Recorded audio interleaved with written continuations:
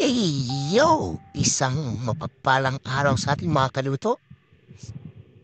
Thanks God, it's Friday ngayon. At syempre, munggo time. So, for today's video, samahan niyo ako magluto ng ginataang munggo with upo at pritong isda na galunggong. So, magpainit muna tayo ng kawali at mantika. So, ito yung ating munggo, lalagain po natin. So, ito po, nagpidya na ako ng pangalawang gata at ito ang gagamitin natin panglaga sa ating munggo. So, painitin natin ng gusto yung kawali para maging non-stick at hindi manikit yung ating pinipritong isda. So, ayun, umpisahan po natin magprito ng isda, no? At habang magpiprito tayo ng isda, palatan na natin yung ating upo. At para nang sa dinanay, pagputok ng munggo at dambot, tsaka tayo magkikisa. So, ayan po. Iwain po natin sa maliliit na parte yung ating upo. Kung medyo malalaki naman po yung buto, pwede yun naman po tanggalin. At kung mura pa yung buto, isama nyo na yan. Yan sa inyo kung tatanggalin nyo, hindi. So, sa akin, sinama ko na iba. Kasi itong sa gitna, medyo malalaki yung buto. Tinanggalan ko rin ng kaunti. So, at paluto na yung ating unang parts ng prito natin. So, siyempre, sundan na natin yan hanggang matapos tayo magprito. Masarap naman talagang may kasabay na prito yung ating munggo. So, ayan, no? Beta nyo naman, hindi siya naninikit. Kapag mainit yung ating kawali, bago tayo at tika. So, pagkatapos natin magiwa ng upo, tirahin naman natin yung ating bawang at sibuyas.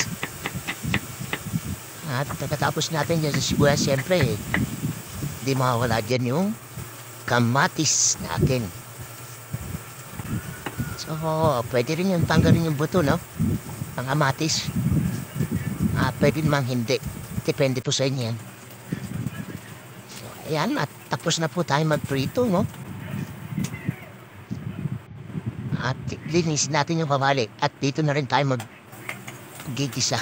So, siyempre, unahin natin yung ating bawang. Hintayin natin po mag-golden brown yung ating bawang. At kapag okay na yung ating bawang, sulit na natin yung ating sibuyas. At kapag na-translucent na siya at lumabas na yung kanilang kaluluwa, lagyan na natin yung ating kamatis. So, megos-megos lang mga kaluto. At kapag medyo okay na yung ating kamatis at medyo malambot na, sabay na natin yung ating giniling.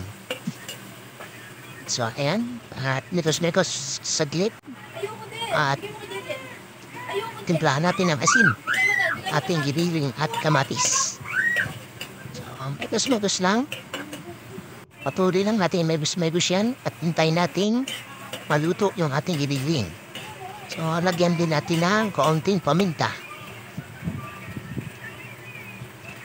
So, kapag okay na yung ating ginigisa, ilagay na natin yung ating upo. At sinabay ko na rin po yung siling panigan.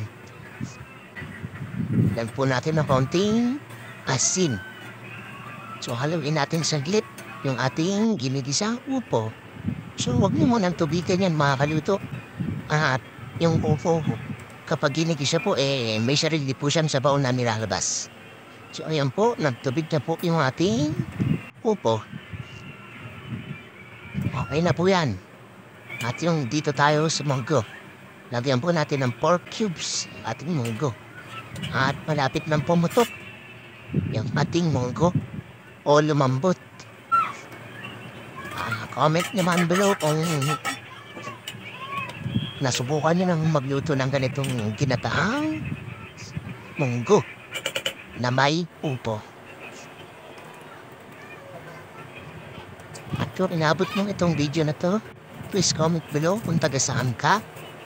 At nang malaman ko saan nakarating ang video na ito. At ilagyan ko na po ng unang gata yung ating munggo. At tinimplahan natin ng baking at asin yan mga kaluto.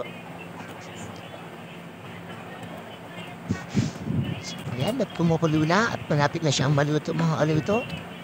Ilagay na po natin yung ating dahon ng ampalaya. Pwede rin po din yung munggo natin sabay. Pero sa akin, ampalaya lang po. Tumekos ng saglit at luto na to. Matikman nyo na lang kung ano pa ang kulang, kung kulang sa alat. I-adjust nyo na lang po. So ayan, at okay na. Sandukin na po natin yan. At lalagyan po natin toppings ng picharong baboy ng ating kinatang munggo. And there you have it mga kaluto. Ito ang ating ginataang munggo with upo at pritong isda. Thanks for watching mga kaluto. God bless to all and happy eat.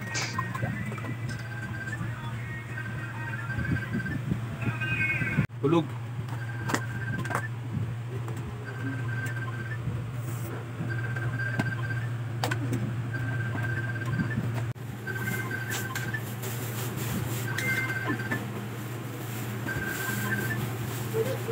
Rinig mo! Rinig mo! Tolo! Wala!